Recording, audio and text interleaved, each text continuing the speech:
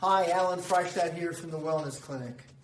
So you want to lose weight, what to do and what not to do. This is a very talked about topic. I've been helping people lose weight for 22 years now, and it's meaningful for me to be able to help people achieve weight loss and to gain health and to help them be successful on their weight loss journey. But I want to admit something to you. I was passing along information to my clientele for the last many years that I thought was really correct. Often it did help them lose weight. The problem is a lot of them didn't keep the weight off. There was no sustainability. Over the last few years, though, through accurate scientific studies and research, I now know how to best help my clients lose weight and keep it off, greatly improve their health, and you know what else? We've been able to make it simple and easy. The most common myth about weight loss is that it's mostly about calories in and calories out and creating what we call a calorie deficit. How much we eat matters, that's for sure, but there are so many other components for successful weight loss.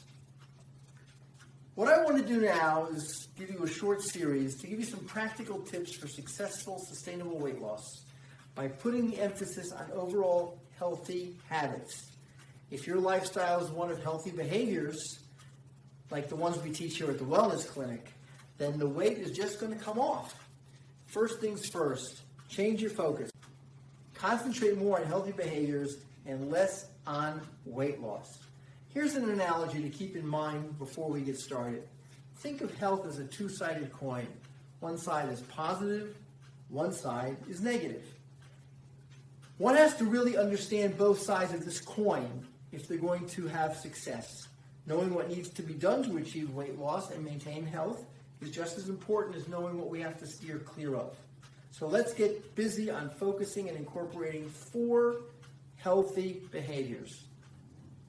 Behavior number 1, the kind of food we eat matters more than the caloric content. That's right. Ask yourself these questions when you're choosing what food to eat. Is this food nutrient dense? That means, does it contain a lot of good nutrition?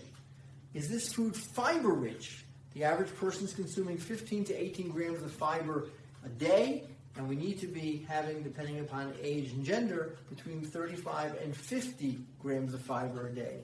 And how much water does this food contain? Okay, if you've got a lot of fiber and a lot of water in the food, that means that this food is just going to basically go in and go out. So fruits, vegetables, especially starchy vegetables, legumes, lentils, whole grains, particularly intact whole grains, seeds and nuts are all examples of food that would fit this criteria. When it comes to quantities and portions, make sure not to overdo it on the nuts and the seeds. Number 2, get a good night's sleep. 7 hours is really the minimum, and we don't want to go more than 9 hours either.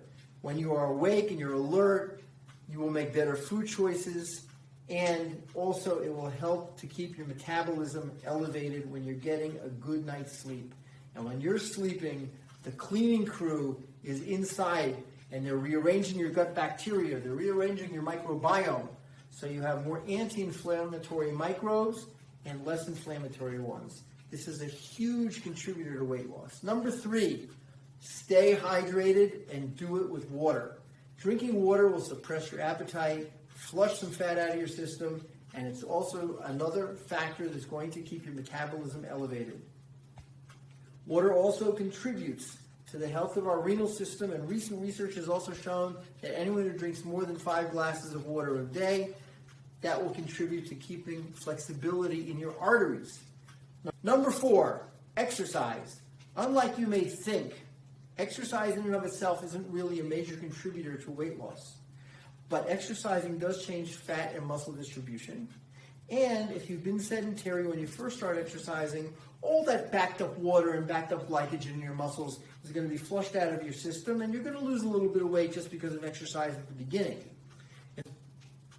If your exercise program is well-rounded, then it will help to rev up your metabolism a little bit. And one thing that we certainly know, studies have shown time and again, that exercising is the best predictor for keeping weight off that you can imagine. So let's sum it up. Eat nutritious foods that contain fiber and water. Sleep 7 hours a night.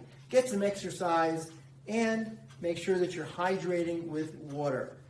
Remember to keep your focus on healthy habits and the number on the scale will just go down. In our next video, we're going to go over certain behaviors to avoid. And in the meantime, see if you can get started on some of these positive behaviors that we've talked about. And remember, go to our website, allenfitness.com. Sign up for our free newsletter so you can stay in touch with what's going on here at the Wellness Clinic.